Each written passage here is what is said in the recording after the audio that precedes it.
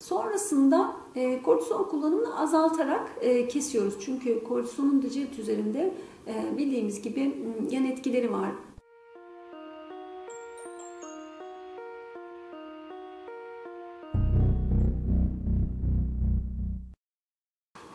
Merhaba hocam. Merhabalar. Hocam, bu haftanın konusu egzama. Egzama nedir? Belirtileri nelerdir? Egzama aslında çok geniş bir tanımlama. Egzama dediğimizde, gördüğümüzde bir hasta ilk başta egzamayı adlandırmaya çalışıyoruz. Bu endojen dediğimiz atopik egzama gibi, seboreik egzama gibi bir egzama mı? Yani yapısal bir özelliklerden dolayı ortaya çıkmış bir hastalık mı, yoksa dışarıdan gelen bir maddeyle temas sonucunda oluşmuş alerjen bir egzama mı?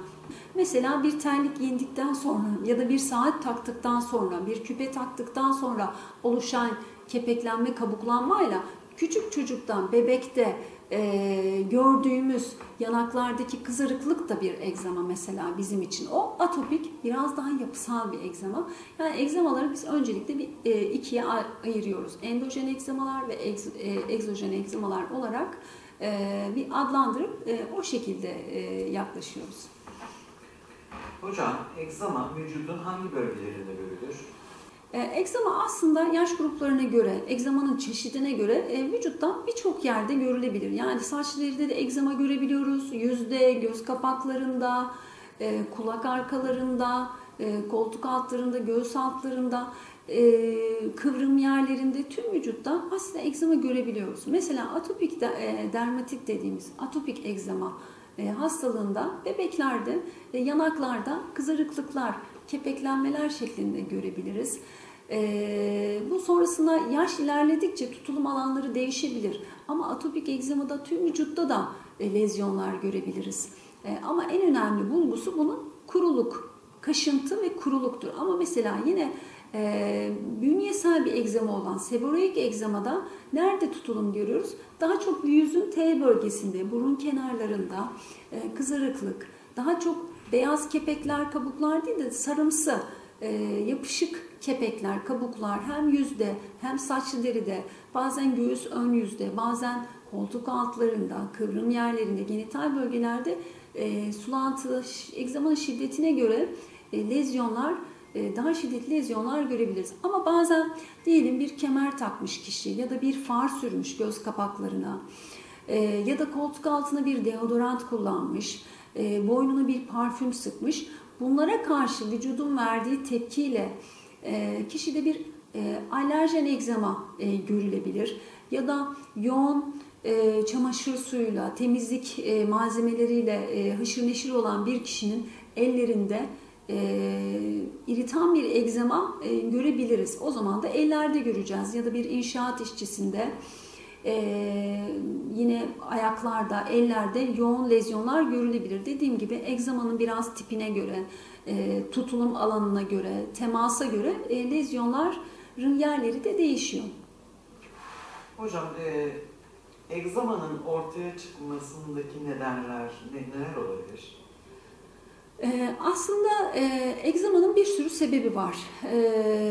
Mesela yapısal yatkınlık, işte atopik egzamalarda, seboreik egzamalarda daha çok yapısal yatkınlıklar önemli. Bazı genetik sorunlar, bazı eksiklikler, derin tabakalarındaki eksiklikler egzamaya sebep olabilir. Bunlar biraz yapısal egzamalar. Ama diğer alerjen egzamalarda bir duyarlanma söz konusu. Yine kişinin bir maddeyle karşılaşıyor, duyarlanıyor ve sonrasında maddeye karşı şiddetli bir yanıt veriyor aslında. Bunu nerede görüyoruz? Mesela nikel alerjisi, imitasyon malzemelerin çoğunda vardır. Kişi takar boynuna kolyeyi, küpeyi, sonrasında takmaya devam ettiğinde, o maddeye karşı duyarlandığında ya da ikinci sefer taktığında o bölgelerde yoğun kızarıklıklar, kepeklenme, yoğun bir kaşıntı görülür. Bu da kişinin aslında o maddeye karşı alerjisi olduğunu ve vücudun buna tepki verdiğini gösteriyor.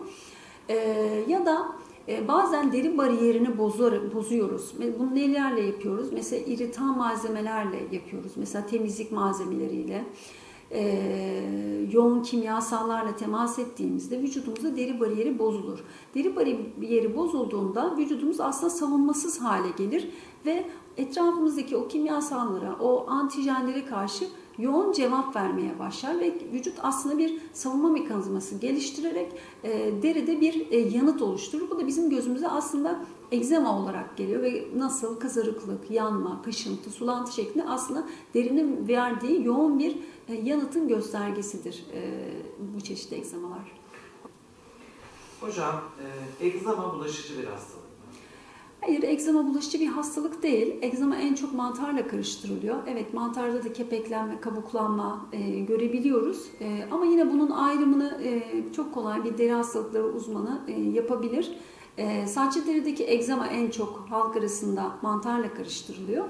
Ama saçlı deride mantar erişkin kişilerde pek görmüyoruz. Eğer kişi hayvancılıkla uğraşıyorsa, aile bireylerinde varsa belki erişkin yaşlarda daha çok sakalda, bıyıkta, yüzde görülebilir. Ama saçlı deride geldiğinde egzama daha çok kepeklenme, kabuklanma geldiğinde daha çok egzama düşüyoruz ve bu bulaşıcı bir şey değil esasında. Hocam, egzama tedavisi nasıldır? Nasıl yapılır?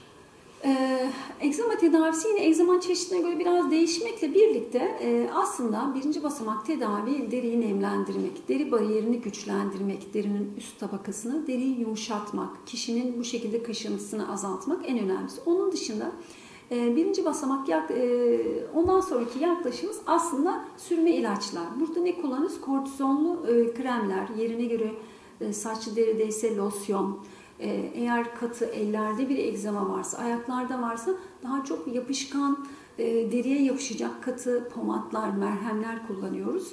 Bazen seboreik egzamada, diğer adıyla halk arasında yağlı egzama olarak söylenen bu egzamada bazen mantar ilaçları da veriyoruz. Mantar kremleri, mantar şampuanları. Çünkü onun etiyolojisinde maya mantarlarının rol aldığını biliyoruz. O yüzden bu hastalara özellikle saçında varsa ya da vücudunda da varsa yine mantara karşı mantar sayısını azaltacak, kontrol edecek lokal sürme ilaçlar ya da şampuanlar da kortizonlarla birlikte verebiliyoruz.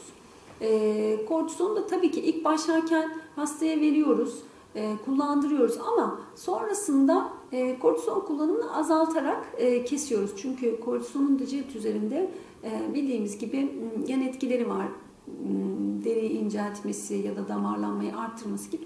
Kortizonu kısa süreli kullanıp sonrasında gerekiyorsa devam etmemiz dikkatli bir şekilde doktor kontrolünde kullanılmasını öneriyoruz.